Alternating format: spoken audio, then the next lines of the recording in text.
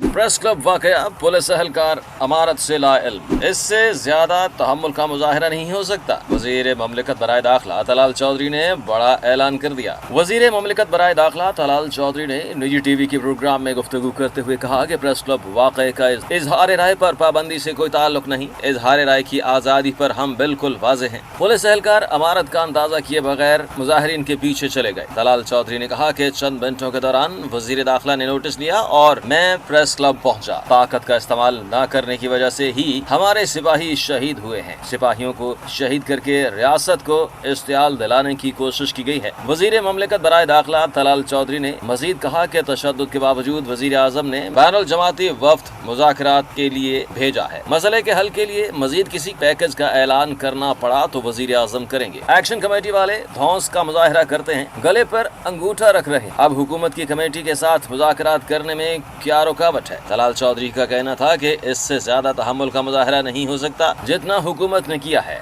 आजाद कश्मीर में जो हो रहा है उस पर भारतीय मीडिया जश्न मना रहा है।